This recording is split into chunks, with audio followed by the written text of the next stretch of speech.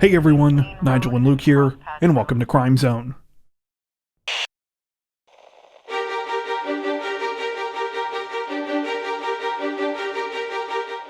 A 24-year-old Florida man may not have been thinking when he led police on a dangerous high-speed chase this week. However, that apparently didn't stop him from putting his head to another novel use instead.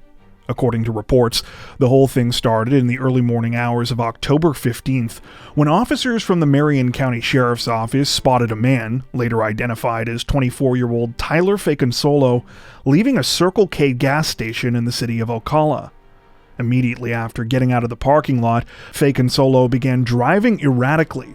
He was unable to stay in his lane, and pretty soon was observed running a red light.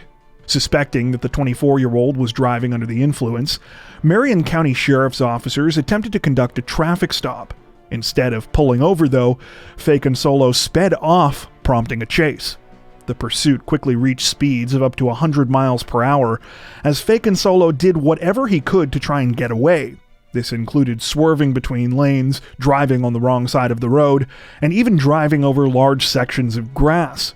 Despite multiple attempts to end the chase with pit maneuvers and stop sticks, Faconsolo continued driving with 4 flat tires and his rear bumper dragging on the road.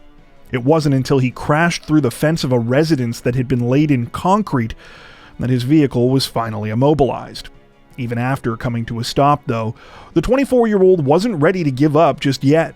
Body cam footage taken by a pursuing officer shows how Faconsolo proceeded to smash the front passenger window of his vehicle with his own head before flopping out onto the ground in what police later described as a dolphin-like manner.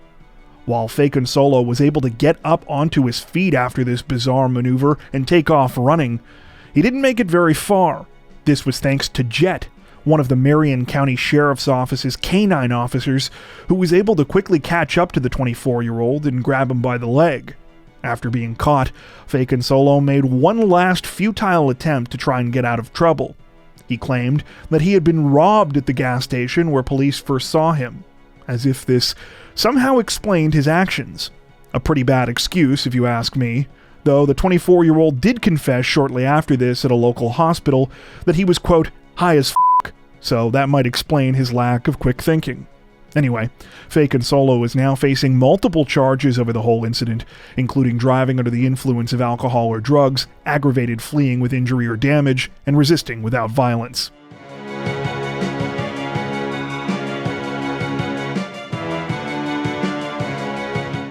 Representatives from the Detroit police say that a woman is dead this week and her alleged killer is seriously injured after an argument at a family event escalated to a shooting, and the deceased woman's son sought revenge. The incident took place sometime on October 15th at a residence on Edmore Street on Detroit's east side. That day, a number of people had gathered for a baby shower at the home, with one of those in attendance being 53-year-old grandmother Phoebe Williams. According to reports, things started to go off the rails when one of Phoebe's friends, identified only as a 46-year-old woman from Ypsilanti, showed up at the party and accused one of her sons of a crime. The woman also stated that she had reported the son to local police a couple of days earlier. The accusation prompted an argument between Phoebe and her friend, one that quickly became heated. Things escalated when Phoebe allegedly hit the 46-year-old. That's when witnesses say that the friend pulled out a gun and shot her. Sadly, Phoebe died as a result of her injuries. Following the fatal shooting, the 46-year-old reportedly left the scene in her vehicle and called police, telling them that she was going to turn herself in at a local station. However, she apparently didn't realize that she was being followed by Phoebe's son. When she arrived at the parking lot and got out of her car, the son allegedly sped up and hit the 46-year-old with his vehicle. At the time of this recording, the 46-year-old remains in hospital in serious condition. Both she and Phoebe's son are now in police custody, though it appears formal charges have yet to be filed.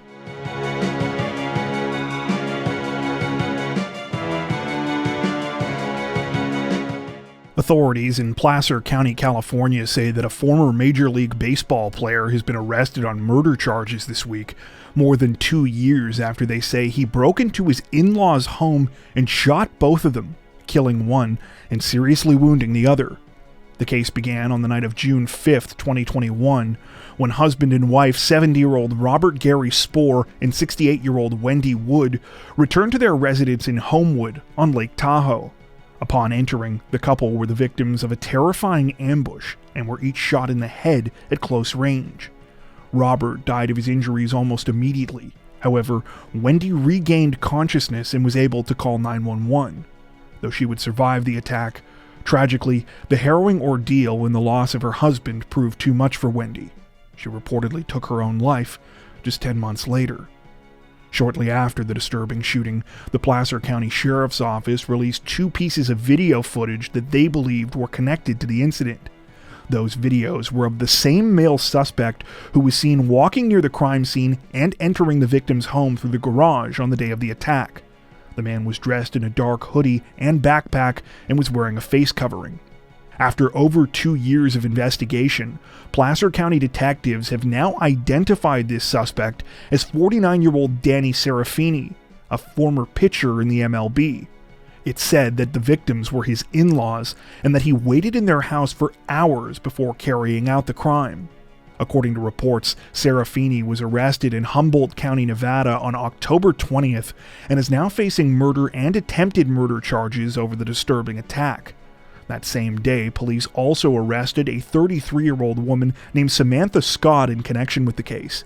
It's unclear exactly what the relationship between Serafini and Scott is, though unconfirmed reports have stated that she is a friend of Serafini's wife. At the time of this recording, little has been released about the alleged motive behind the crime, though once again there are unconfirmed reports that the shooting may have been related to Serafini's ongoing financial problems. After finishing his career in professional baseball, the 49-year-old apparently made a series of bad investments that saw him burn through his $14 million worth of earnings. One of these investments was a restaurant called the Bullpen Bar, which was initially successful, but subsequently took a turn for the worse. The business was featured on an episode of the reality TV show Bar Rescue, in which Serafini and his wife Erin spoke about how the failing bar had left them in $300,000 worth of debt. Following Serafini's arrest this week, police released a statement saying in part, quote, "Today, justice was served. The apprehension of those responsible for the tragic events that unfolded in Homewood, North Lake Tahoe in 2021 stands as a testament to the unwavering dedication of our detectives, law enforcement partners, and the persistence of our pursuit of truth."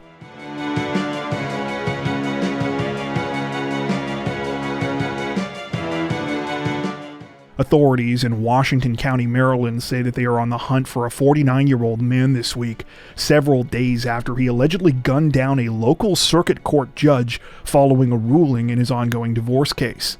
The incident began at around 8 p.m. on October 19th when police were called to a residence on the 19,100 block of Old Waterford Road in the city of Hagerstown.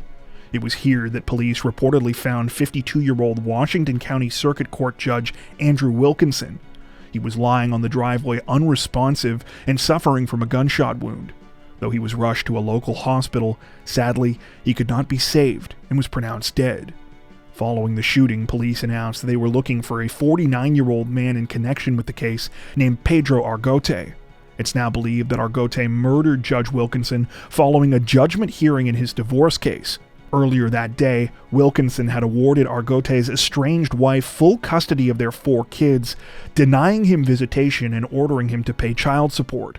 According to reports, the 49-year-old did not show up to the hearing.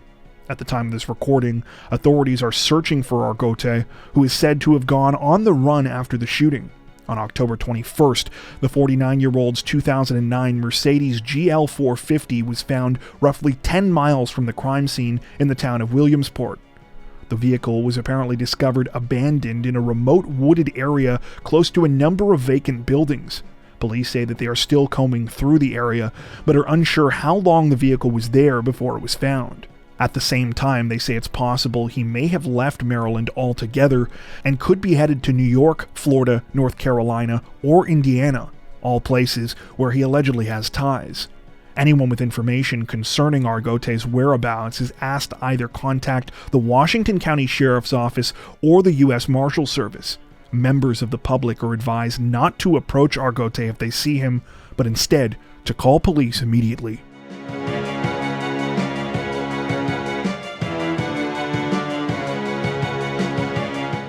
Authorities in Jackson County, Indiana say that a 29-year-old woman has been arrested for murder and other charges this week after a recent burglary call allegedly exposed the disturbing plot behind her stepfather's death.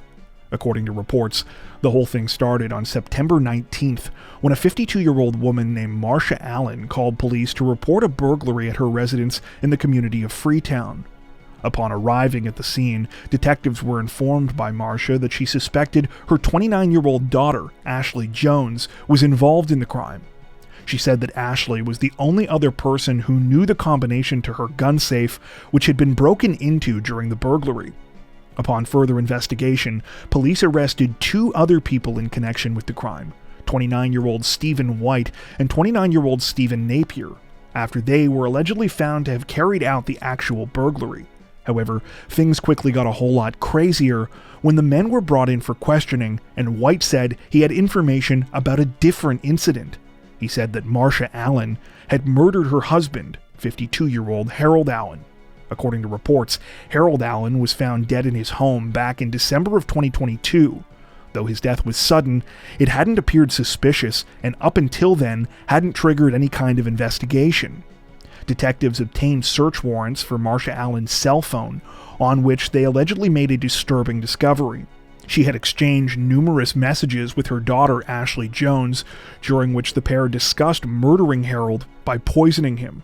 Despite uncovering this alarming information, Jackson County detectives reportedly held off on arresting Marcia as they continued with their investigation and attempted to collect more evidence. The case took yet another turn on October 16th, when family members of Marcia called for a welfare check at her home after finding themselves unable to reach her. When officers arrived at the scene, they discovered that Marcia was deceased.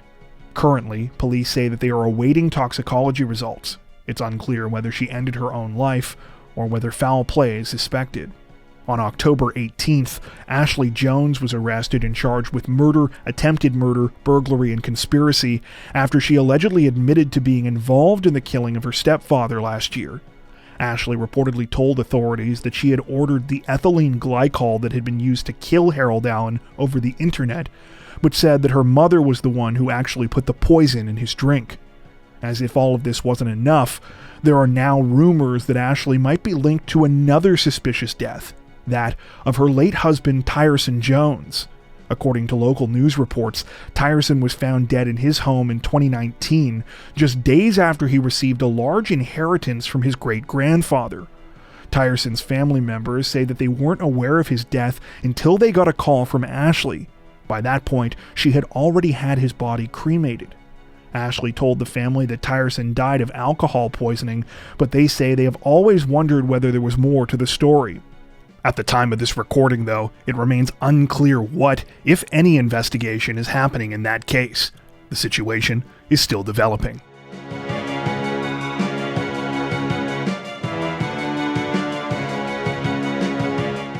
Authorities in Polk County, Florida say that a 41-year-old wanted man's plans to avoid capture hilariously backfired last week after he attempted to use grade school level mind games to try and fool police into thinking that he wasn't inside of a house where he was clearly hiding out. According to reports, the whole thing started on the afternoon of October 14th, when Polk County investigators received information that a man that they were looking for, 41-year-old Johnny Yates, was at a residence on West 10th Street in the city of Lakeland. Yates was wanted for aggravated battery, false imprisonment, and tampering in a second-degree felony, so police made their way to the address in question to see if they could find him. When officers arrived at the scene around 2:45 p.m., though, things quickly took an amusing turn when they received a rather unusual greeting outside. On the porch of the home was a large dry erase whiteboard with a message that read, quote, "Johnny Yates does not live here." Deciding that the message seemed super legit and definitely something they should trust 100%, police packed it up for the day and went home. Hopefully they would find Johnny Yates another day. Oh, sorry, wait, no, of course that's not what happened. Like literally, that sounds like the kind of thing a child would write on the side of a treehouse to hide from their parents because they didn't want to have meatloaf for dinner or something. Anyway, as you might imagine, police were not deterred by the dry erase whiteboard and were able to confirm that Yates was inside the residence when they questioned someone who left the house. Officers then attempted to get the 41-year-old to surrender by calling for him over a loudspeaker, though no one came out. After a round of tear gas was deployed inside, 4 people ran from the house, though still there was no Johnny Yates. He was finally found hiding in a modified chest of drawers after a second round of gas was used, followed by a police canine. According to the Polk County Sheriff's Office, Yates was arrested at the scene along with the 4 people who initially refused to cooperate with officers. They were all slapped with a charge of resisting and taken to the county jail.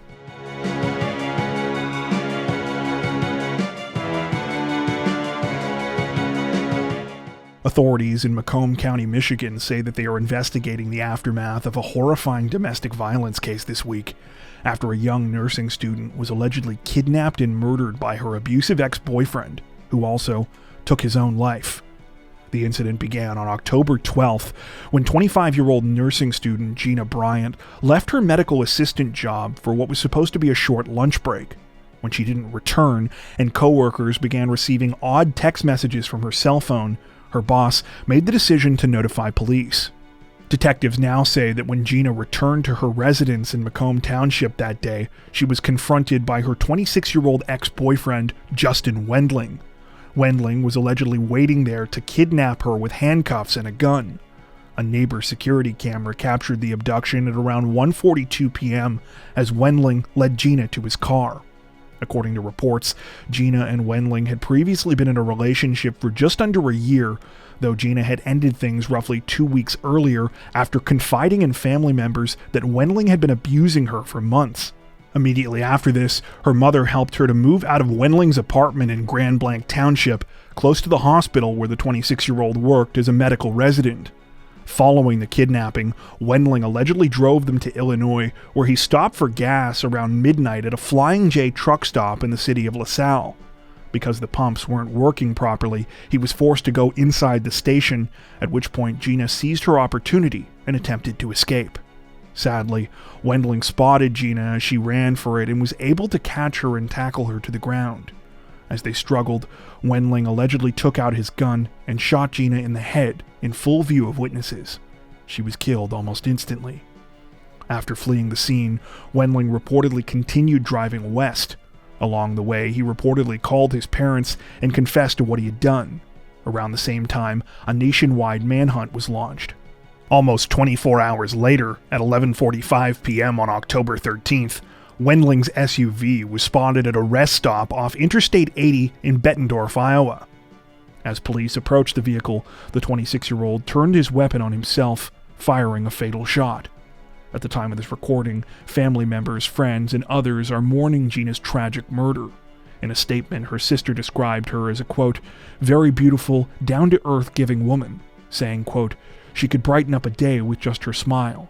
She'd give you the shirt off her back. She was caring and compassionate.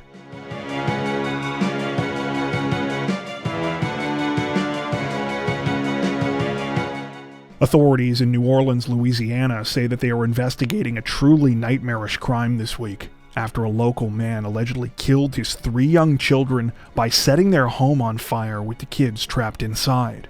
According to reports, the incident began at around 11:55 p.m. on October 17th, when police received a harrowing 911 call from a woman.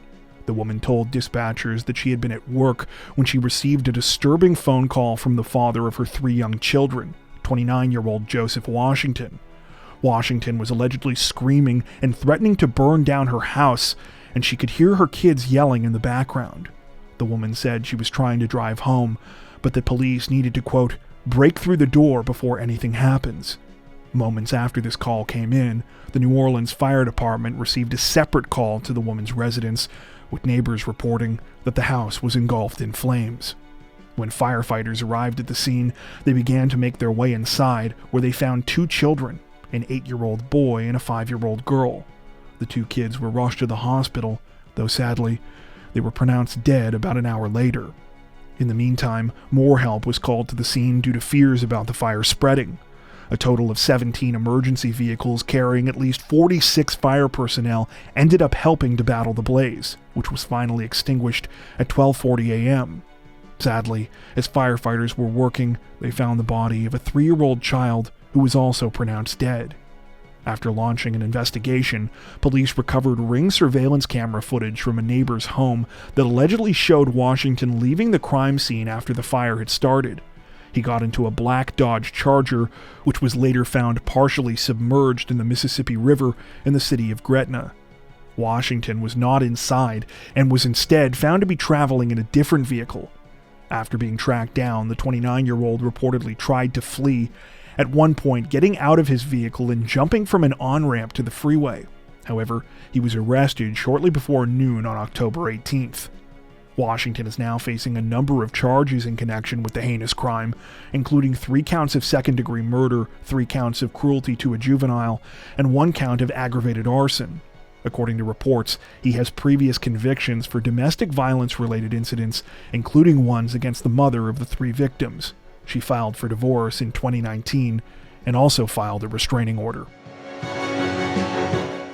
Before we wrap up, we'd like to take a second to give a huge shout out to everyone who has made it this far into the video. Seriously, thank you so much for watching. If you found today's upload interesting and informative, we'd be honored if you consider liking and subscribing, as well as hitting the notification bell and selecting all notifications to stay up to date with our latest releases.